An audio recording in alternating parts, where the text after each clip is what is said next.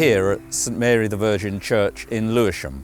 We've created a therapeutic garden which has become an oasis of peace and healing and prayer for everyone who visits. When I arrived here as vicar 7 years ago, this part of the churchyard was a quite unpleasant area. It was used and misused by people with alcohol and drug problems. It was a very unfriendly and unwelcoming space. The project really began with making links with our next door neighbour, the Ladywell Mental Health Unit with the NHS. And they wanted some of their patients to come and do some outdoor activity. And what then evolved was a desire to do more and more, to the point where in 2016 we launched it. We invited the local community, our local mayor, to come and launch our therapeutic garden. The garden is for mainly people in recovery from poor mental health. So it's a garden for well-being. So we open it every Tuesday. They come for a couple of hours, but then we finish with tea, chats, and we do a bit of mindfulness just to round it all off. Well, when volunteers come on a Tuesday, they all have very different abilities, both physically and in terms of how long they want to keep going.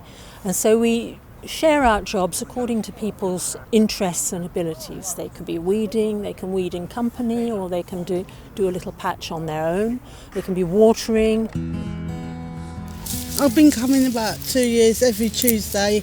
After being mentally ill for 15 years, I feel useful and I'm not useless. I like working outdoors. I was always outdoors with my dad as a kid, and I look at what I've done and I think, yeah, that's worth it. My responsibility here within the garden is vegetables, and it was decided that we'd have the 3 different heights for persons who cannot bend over and also need to be able to reach at that sort of level, perhaps from a wheelchair. So we have potatoes, tomatoes, there's beans, cabbage for persons who... There is a lot of food here. If any of the people who volunteer wish to take any of this, they are free to do so. Any surplus food left at the end of the day, we have a link with a food bank for refugees. Nothing is wasted. I like to work with Mark. He's always got the jobs that make you tired and stuff, you know, those get stuck in and stuff like that, yeah. So I feel refreshed. I feel happy.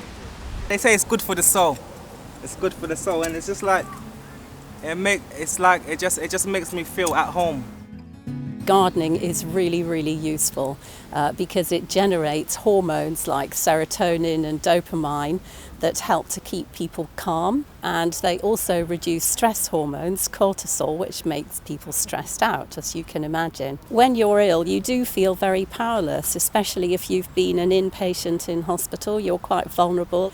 So if you can go out into a garden and make things grow, that helps you recover your sense of yourself and helps to give you faith in your ability to make things happen again. If you've had bad experiences which have been very shocking and quite life-threatening, particularly if it's involved other people, for example, being attacked, it can really help to take some gentle steps towards recovery by being in a safe environment without too much close contact with other people, but with contact with plants, vegetables in a beautiful environment.